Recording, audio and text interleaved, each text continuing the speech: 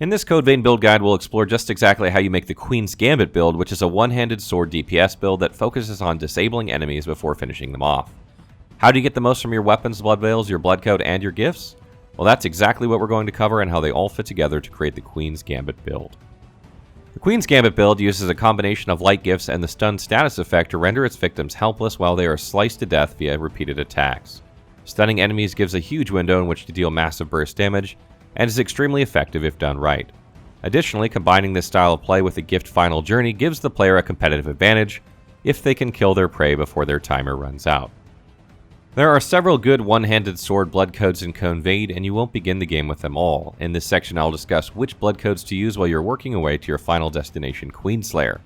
First up is the most obvious, Ranger. Rangers have B+ scaling in dexterity and D+ in mind, making them a good choice early on. You won't have too many buffs at the beginning of the game, so it's best to focus on dexterity and mobility here. Upgrade this to Prometheus as soon as you can. Prometheus. Once you have access to Prometheus, you'll see an increase in just about all your scaling, and your iCore will increase to 20, which will help with buffing. Mind scaling isn't ideal here because Mind will affect nearly every buff you use, but it will hold you over until you can use Queenslayer. Additionally, it features several gifts you'll want, so this will give you a chance to become more familiar with them and master them. Queenslayer. Queenslayer is the recommended blood code for this build. Queenslayer has a gift that cannot be used with any other blood code, and it's perhaps the most deadly in the whole game. Literally. Final Journey will boost your attack significantly, but will eventually kill you. It lasts about 3 minutes, giving you plenty of time to kill bosses, and is the primary reason we use Queenslayer for this build. The other is Circulating Pulse, which hits 5 times in rapid succession without using stamina. It's a great way to apply stun and conserve stamina at the same time. Blood veils play a very important role in the effectiveness of gifts. Your blood code and blood veil work together to determine how strong your buffs are, with your weapon having no impact. When selecting a blood veil, be sure to look for the ones that grant a higher overall light gift value and isn't too heavy so that you can keep your mobility quick. For endgame, I strongly suggest using the Noble Silver for increased light gift scaling. It doesn't offer much in the way of protection, but you should be stunning the enemy and dodging attacks anyway. The best defense is a good offense with this build, so go hard or go home. For this build, you're going to want to use a one-handed sword of some kind, ideally one that scales well with dexterity since that's Queenslayer's strong suit, but you can also use one that scales with strength as well. I like to use Blazing Claw late game as it hits hard and has fantastic scaling. However, you can use whichever sword you wish as long as it's fast and you've transformed it into a stun version. Adding stun to the weapon will allow you to apply the stun status effect faster when combined with Numbing Mark, which can make all the difference in the world. These two things work together to give you a real shot at perma-stunning enemies on the regular, so make sure you have both. Gifts play a vital part in any build, but even more so in a build that relies heavily upon them like this one. There are a number of excellent light gifts, many of which are defensive. However, for this build, we'll focus primarily on the offensive ones. Gifts initially can only be used with the blood code that they are part of, but as you use them in combat, you will master them, and you can use them with any blood code. There are both passive and active gifts, and I'll cover which are good in both categories for a Queen's Gambit build. You can only have 4 passive gifts equipped at one time and 8 active. Let's begin with the recommended passives first. Swift Destruction. This passive increases your damage for being quick and does so by a good amount. One-handed Sword Mastery. This passive will buff your sword's damage, so slot it and use it. Mind Willpower Up. You'll need this passive with this setup to gain access to Bridge to Glory, which will nearly double your damage.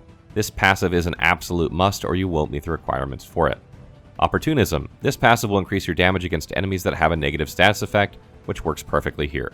Bridge to Glory. One of the best buffs in the whole game, this gift will increase your damage by a huge amount and should always be active. Blood Sacrifice. You'll need this sometimes to help stack buffs because this is a very iCore hungry build. Use it when necessary to gain more iCore. Circulating Pulse. This 5-hit combo requires no stamina and helps to inflict stun quickly. Use this when you want to conserve stamina and apply stun. Phantom Assault. This gift is a great way to open versus enemies, getting the drop on them so you can stun them before they can hit you. Stun Shot. A great way to pull a single enemy and prep them for stun.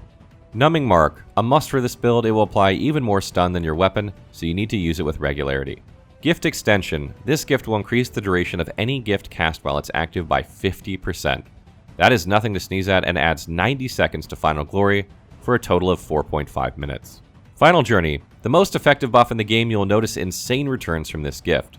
It comes with the downside of killing you in 3 minutes, but we extend it to 4.5 with Gift Extension. Learn to use it outside boss fights when you know where you're going. Final tips. This build is surprisingly efficient when it comes to iCore. Between blood sacrifice and the repeated strikes you do, you should have no problem having enough Ichor for all your buffs and your skill gifts. However, if you find you just don't have enough, consider adding the weapon drain rating up passive. We do not use debuff build up, though you would think it would be best for this type of build. It's because it only adds a 20% increase in build up, and all said and done, you'll find this isn't as much as you think. With this setup, you'll see the stun rating go from 40 to 48. Damage will suffer using this, and it isn't usually needed, but you can always swap it in if you find you need just a bit more stun build up. You'll need to master a ton of gifts to use this build, so start doing this as you make your way to Queenslayer. Either use items to bypass the XP needed, or use them and get there quickly, but spend some time to get there either way.